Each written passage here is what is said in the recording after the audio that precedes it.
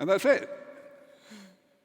Good afternoon, everybody. I'm delighted to see so many people here to hear about this topic.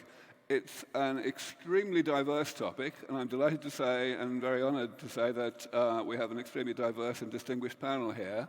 So I'm not going to spend any significant time doing introductions. I think that would basically just detract from the enormous amount that I'd like to cover today with these wonderful people. I'm going to kind of bookend the session by asking a question now and a question at the end for each of the panelists to answer. And then I'm going to try to cover quite a lot of topics which will be more specific to individual panelists or a couple of them. So I'm going to start, since this is, of course, an investment conference, by asking all of you to look back over the past decade or more and to contrast what you've seen in that period with what exists now and what we hope might exist in the future in terms of investor sentiment, investor enthusiasm for the whole field of longevity research and the goal of keeping people healthier for a longer period of time. Perhaps we could start with Peter, who I think been in the field longer than all of us except me. Sure. First of all, Aubrey, I just want to acknowledge your leadership in this area for 20 years and congratulate all of you for sticking around for the most important conversation ever. You all get an extra 20 years of life for being here. I don't think there's any bigger business opportunity or any greater gift you can give anybody than health. It has blossomed into one of the most extraordinary business opportunities ever. So it is, I would say, it's gone from an obscure subject to the hottest funding, research, investment subject out there. So yeah, I'll leave it at that.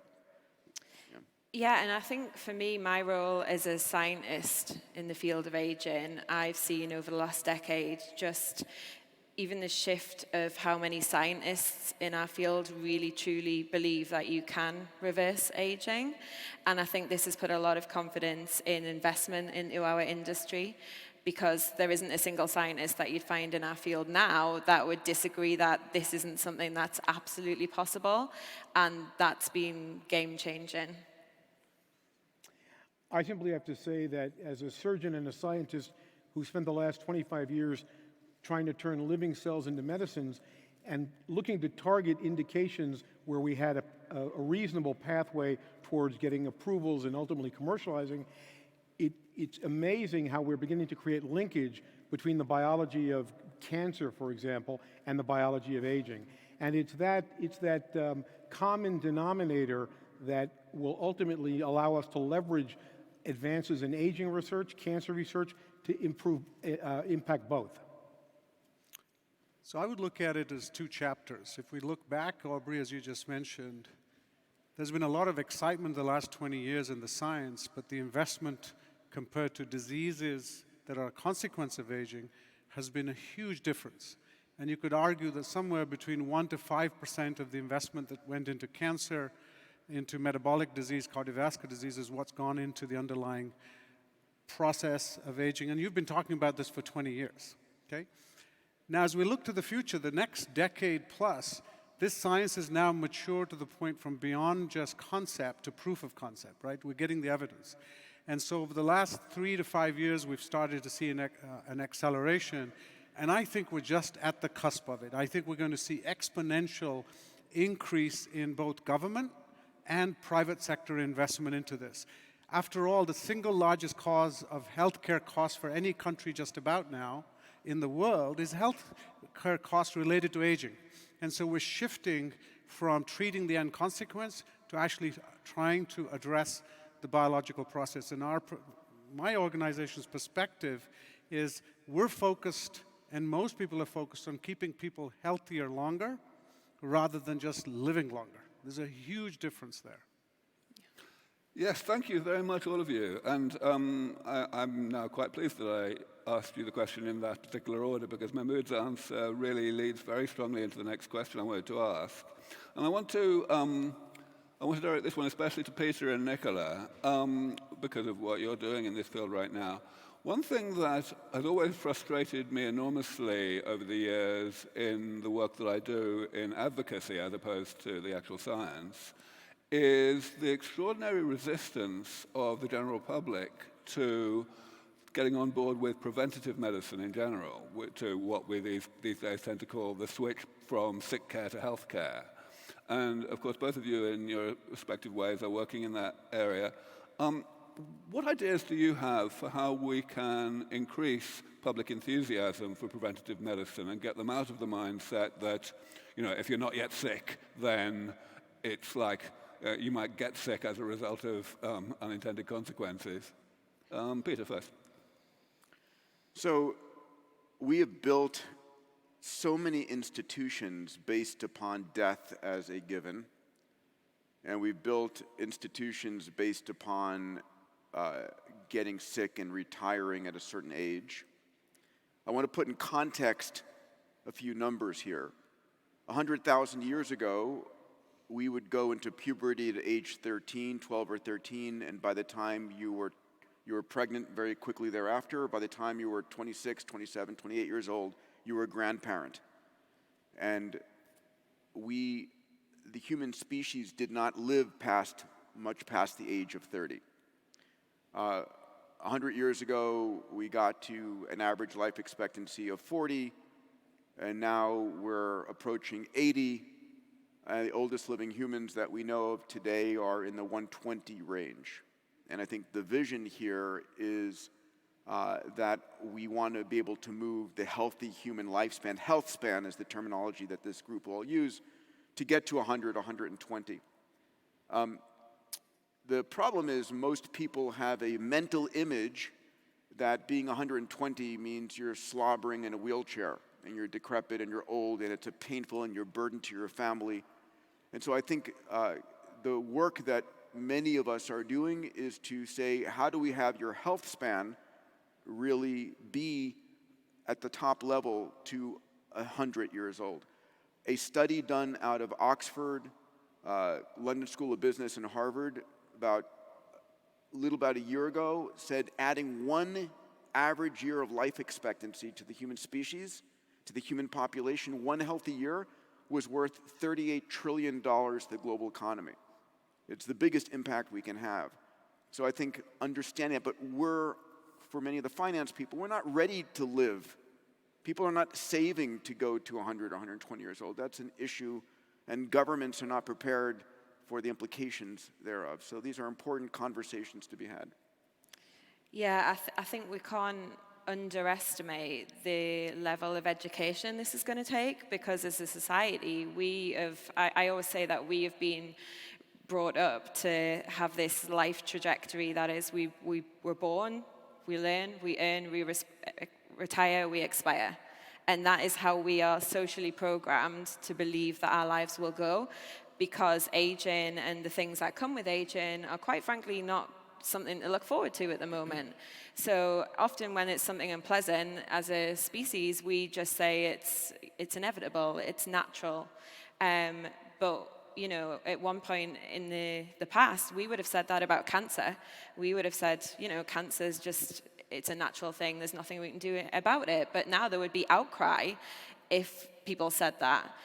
And this is a stage that we're at with aging. We now know that there is real things that can be done that have real good scientific evidence behind them, and it's possible. So I think the question now isn't it unethical not to do anything about it and not to take this science and actually improve our long lives that we have, but allow us to actually live them in good health, which is the really, really key bit here. Yeah, thank you. So, Bob, I've got a different question for you, which is focused more on your own company and companies in related areas. It has seemed to me, at least from my perspective in the nonprofit world, that there is still a big problem of unfamiliarity among the investor community when we look at gene therapies and cell therapies, as opposed to the pharmaceutical trajectory through the various regulatory hurdles and eventual reimbursement.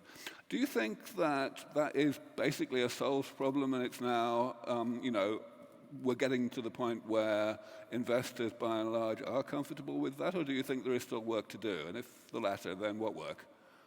You know, Aubrey, that's a great question because one has to consider that investors like certainty, and in a relatively nascent field, and cellular medicine has been around for over 25 years. However, development of true clinical applications has lagged because of initial, what I would call paranoia about this novel approach, as well as lack of clarity on where the first approvals would occur. No one thought 25 years ago we'd be chasing longevity with cell therapy. What is cell therapy, Bob? Would you define cell therapy? I was just going to get there because I think the world doesn't understand. Cell therapy simply means you're using the power, the intrinsic biologic power of a cell to confer a biologic response in an individual. So for example, cell therapy can range from using true stem cells that elaborate factors which stimulate regeneration and defeat inflammation, or you can take derivatives of those cells, immune cells, and use them to combat cancer. Many of you have heard of CAR T therapy. CAR T therapy, which is chimeric antigen receptor T cells, those are engineered immune cells that specifically traffic to and target your malignancy. That technology is a cellular medicine. Now, what's interesting, and just to get back to your original question, part of the reason why there may be hesitancy or reluctance for investors to step in or for the public to adopt is that just like when you're a physician giving someone a bad diagnosis, if there's no action item, people walk away and start thinking of other things. We need actionable opportunities, and I think that cellular therapy may in fact be one of the near-term opportunities to enhance the quality of life in the aging. Thank you. So, Mahmood, a question for you. Of course, you're running the single biggest entity in the longevity whole movement right now, which is, fantastic advance for the field. But Saudi Arabia would not have been the first place that we would have guessed 10 years ago that would be in the lead in that regard. And of course, Saudi Arabia is not the only country that has, shall we say, taken us by surprise in this sense. Of course, our friend Brian Kennedy is running an entity in Singapore, which was previously not doing much in this space. So, speaking globally, do you feel that there's a general trend for parts of the world that were perhaps not leading the way a decade ago to be catching up and maybe even overtaking the more traditional countries like, the Anglophone countries? So I'm not sure I'd use the term overtaking. I think this is an opportunity for organizations like ours to take a leadership role and to not only convene but catalyze everybody, all countries and all societies to actually understand that, this is one of the top two greatest challenges facing humanity right now is the so-called silver tsunami that we hear about. Whatever term you want to use, the fact is, in the developed world, up to 40% of the population is already over 65.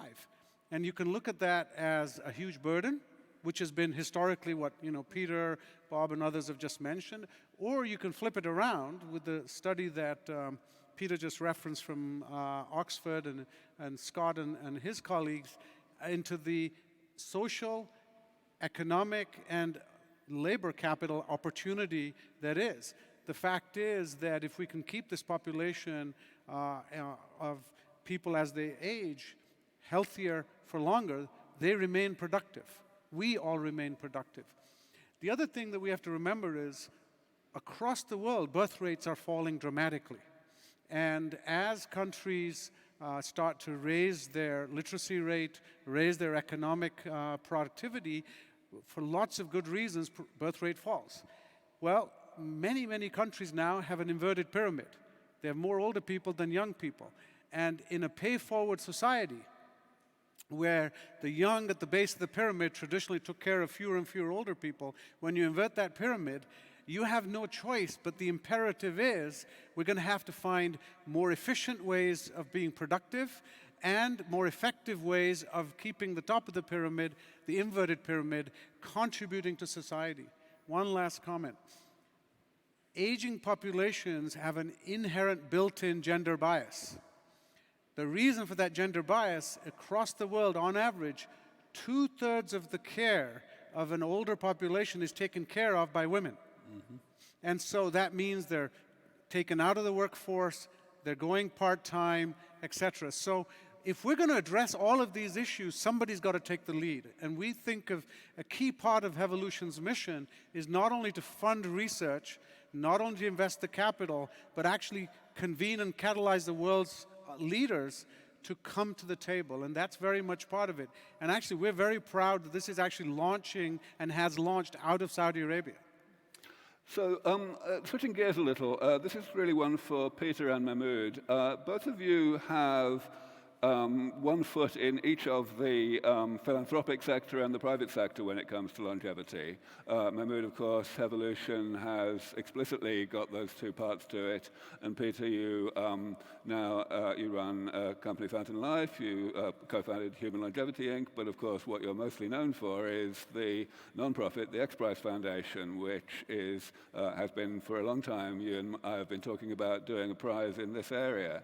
So the question is, how, I mean, of course, the private sector really didn't exist even 6 years ago in this field, but now that it very much does, how do you see the best ways for the philanthropic sector and the private sector to synergize going forward over the next decade? So, okay, good question. The philanthropic sector, of which Evolution is most definitely the largest in the world. We've also seen Altos Labs in the US with funding from Yuri Milner and Jeff Bezos, amongst others. So capital is going in. If you think about, there's two parts of longevity, I would say, or health extension as an area. There is near-term business, right? And for me, that is Fountain Life, it's Cellularity, it's near-term businesses which you can extend your healthy lifespan. You can do things today that will give you additional years.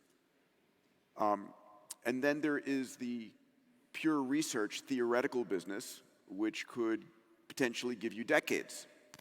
And I think philanthropy is working towards the longer-term investments to get enough proof that there is real science there. All of us here are steeped in fundamental real science. It's not hope, it's science. And so philanthropy is focusing on longer risk, longer term, potentially higher payouts. And yes, we've been talking about an X Prize in longevity, health extension, whatever it is, to add decades. That's philanthropic. And then there are near-term businesses. You can extend your life by preventing yourself from coming down from cancer or heart disease.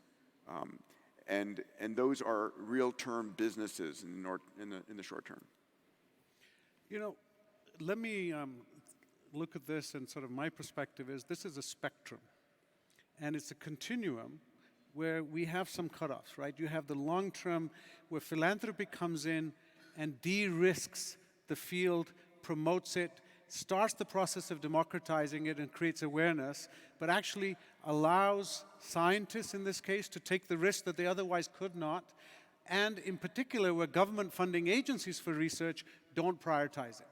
Because of course, philanthropy can't replace government funding. NIH is huge, but this may not be an area of focus for them. So as an example, the NIH's budget is $40 billion in the US. 1 point some billion of it is aging, and within that, about 200-300 million only out of that 40 billion is aging biology.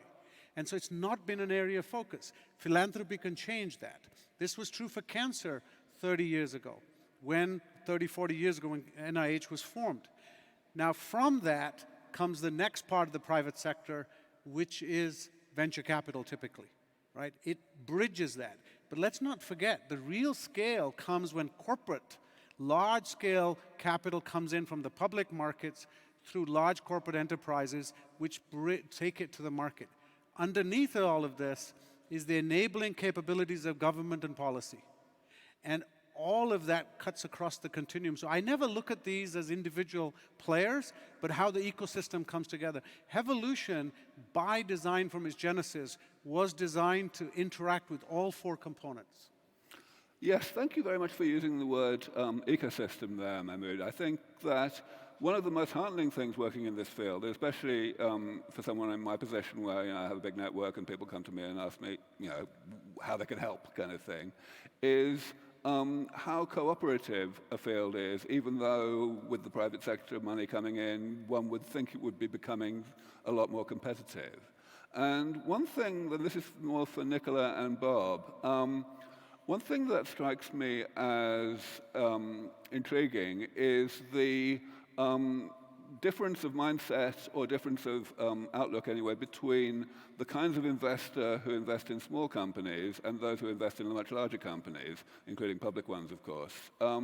So as kind of representatives of each of those, I wonder whether there are ways in which we can make that ecosystem a bit more close-knit in terms of the investor community, and have investors more comfortable with lubricating the transition of companies from seed through to public and so on. Nicola first, maybe. Yeah, I think one of the challenges is that the science is so spectacular that it's almost a bit too hard to believe, especially for people that aren't doing this science day in, day out. And as people working in this field and people looking at it drawing investment in this field, we'll have to acknowledge that it is going to take a lot of education to get to where we need to be. So my personal experience, having worked in drug development, looking at drugs to slow aging, was that I actually decided to move away from that and go into the more smaller, the short-term wins, where it's what can we implement now to get people to be living a healthier life, and looking at, improving science in lifestyle things, improving science in dietary supplements that do have good evidence base to show that they can be useful in the short term. So I think getting some incremental wins in those areas then can give confidence to investors and let the science, as you were mentioning, develop in the background. So that will then attract the bigger companies, the bigger VCs in the future. But the opportunity is so huge. This is something that affects every single person in this room. And all of the major diseases that we've been battling for the last, decades, their biggest risk factor is age. And many people don't realize that. So I think just, these fundamental basics in educating people on these facts is something that's really important. Bob. It's interesting. 25 years ago, when I first embarked on building a company in cellular medicine, any talk of longevity was thought to be a rich man's folly. That it was a narcissistic, not an altruistic objective. The argument today should be that the work that's going on in aging biology now, which will begin to uncover opportunities to intervene and either slow the process, and by the way, the processes in aging that trouble us are all degenerative. They're all degenerative processes. That's when your joints go bad. That's when your blood vessels go bad. That's when your brain stops, your cognitive function declines because of problems with the way your brain synapses and so on. All of these things can pay dividends to other disease processes if we make a dent in the fundamental mechanisms that lead to this age-related degenerative cascade. That being said, we also have to consider that in the field of anti-aging, longevity, cellular medicine, there are so many players out there. It is such a fragmented industry that that's having a dilutive effect on talent, financial resources, and obviously infrastructure. And that's a problem. Thanks, Bob. So, Peter, you and I are moonshot types. In fact, just this morning, the affiliation that I have in the program for this meeting became out of date because I officially launched my new foundation, which is called Longevity Escape Velocity Foundation, LEV Foundation.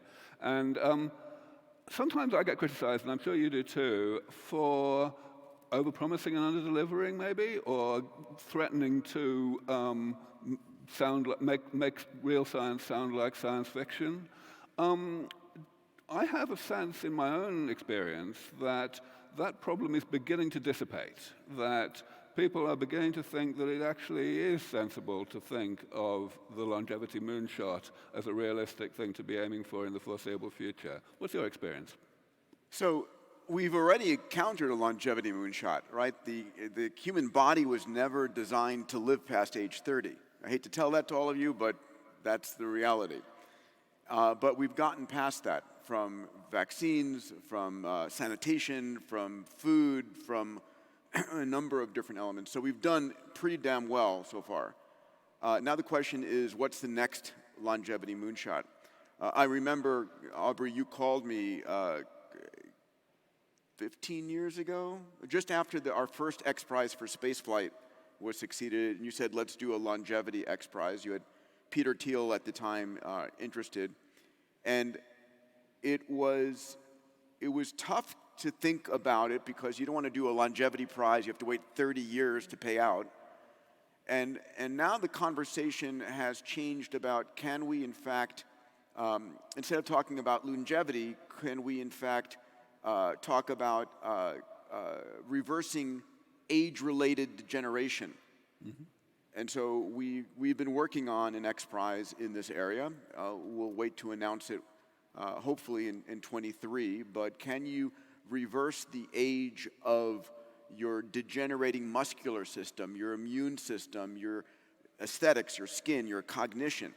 And can we roll back the ravages of aging? And there's enough evidence to say that there's a there. We don't know the detailed science yet, but we think this is possible. And it's the greatest gift we can give anybody. And to the name of your organization, Longevity Escape Velocity, we're going to see more progress in the next decade than we've seen the last century, right? That's the speed of how things are going with AI and biotech and CRISPR and gene therapies and quantum computing, which is going to have a huge impact on this by the end of the decade. And so your goal, all of you here, all of our goals should be to live healthfully for the next 10 or 20 years to intercept all the new breakthroughs that are coming. So just to close the session, and please watch the clock and only take 20 seconds for each of your answers, I'd like to come back to the economics of this. Of course, there are political leaders in this room as well as investors. And from all of your respective experiences with those in the corridors of power around the world, my question revolves around the fact that the economic argument for doing something to postpone the health problems of late life has been expressed forcefully and in the corridors of power for decades and decades, and it's had basically no impact on policy. Why, and how can we change that? 15 seconds each. Peter. I'm going to pass my time to the team. I had plenty. I think as a scientist, for me, it's been the change in what the science shows is possible. Peter, as you said, we have evolved to be good at being young, but not good at being old. And what the science now shows is that all of these things that kept us good at being young have just been switched off. They haven't disappeared, and we can actually switch those things back on in ourselves. And that is why there is now this huge opportunity, because we know that is now possible. Bob. The last thing I want to say is that we still don't have a clear understanding of the metrics we can use to determine whether any of these approaches work or don't work. You know, in getting a drug approved for cancer, the absolute requirement is that you demonstrate either a change in progression-free survival or overall survival. Think about what it would take to do that in a longevity application. Mahmood? I think if you look back over the recent past, much of the debate in this field has been about the challenge of an aging population. We, for the first time, on a larger scale, are starting to talk about not only the opportunity, but also the fact that something can be done about it. And when things shift from descriptive, defining a problem, to actually defining a solution and its benefit, it is now getting the attention of decision makers, not only providing health care, but ministers of finance, ministers of labor, ministers of economy. And the reality of it is, when that discussion moves over there, resources flow with it at scale. And this is going to take scale investment across the whole spectrum. We're right at that cusp. Thank you very much to everybody. What a wonderful panel this has been. Thank you all for coming.